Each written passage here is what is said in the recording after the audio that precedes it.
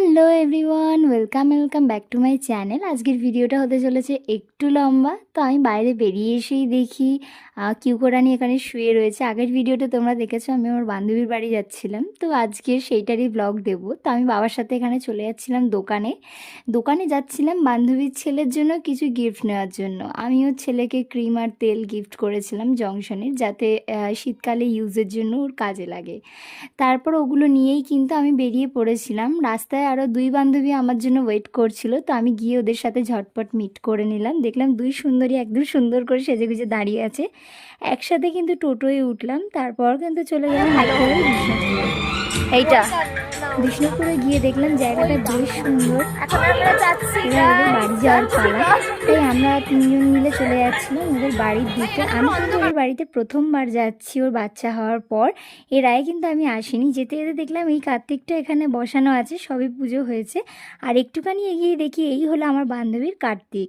আর আর যার জন্য এত কিছু, এই হলো সেই ব্যক্তি। দেখো আমার বান্ধবীর ছেলে, দেখো কত কিউট, গুলি গুলি চোখে দাঁড়িয়ে আছে, তাকিয়ে আছে আমাদের দিকে। ও কিন্তু হাঁটতে শিখেছিল, বাট কথা বলতে পারতো না। ওর বয়স হচ্ছে মাত্র 1 বছর। দেখো কতটা কিউট। প্রথম প্রথম কিন্তু কাঁদলেও পরে কিন্তু চিনে গেছিলো আর সববার কোলে আসছিল। আশা করি তোমরা ভিডিওটা দেখেছো। আর এই দেখো এখানে এরা মারপিট করছে। তাহলে আমি তোমাদের বাড়ি থাকবো তো? আর আমি উপরে শোবো তো, তুমি নিচে শোবে তো? ঠিক আছে। আমার সাথে বাচ্চা কাচ্চা এত মিশে যায় যে কি বলবো। আমাকে সঙ্গে সঙ্গে গিয়ে বলে আজ তুমি থাকো।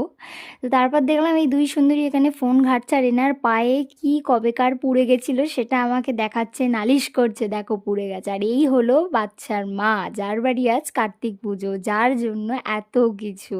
এই হলো আমার বান্ধবী পিয়াসা। তো যাই হোক, আমরা সবাই মিলে নিচে গেলাম। পুজো কিন্তু অলরেডি স্টার্ট হয়ে গেছে। আর যারা ঠাকুর ফেলেছিল, কার্তিক ঠাকুর, তারা কিন্তু অলরেডি টাকা চাইতে চলে এসেছিল তখন।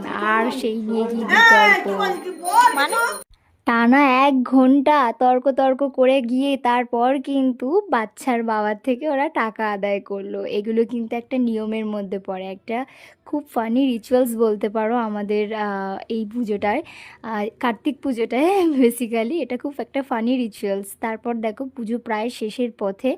আর আমি আর আমার বান্ধবী দেখো একদম একই ধরনের চুড়িদার পরেছি, শুধু কালারটা আলাদা, কিন্তু প্রচণ্ড সিমিলার। জানি না কোইন্সিডেন্টলি ম্যাচ করে গেছে। আর এইটা দেখো, বেশি কিছু না গাইজ, আমি আমার বান্ধবীর বাচ্চা সামলাচ্ছি, আর কিছু না। কেমন প্যাপায় কাঁদছিল। সিরিয়াসলি প্রথমবার কোনো বাচ্চা সামলাতে গিয়ে এরমভাবে আমি নেচেছি। তো যাই হোক,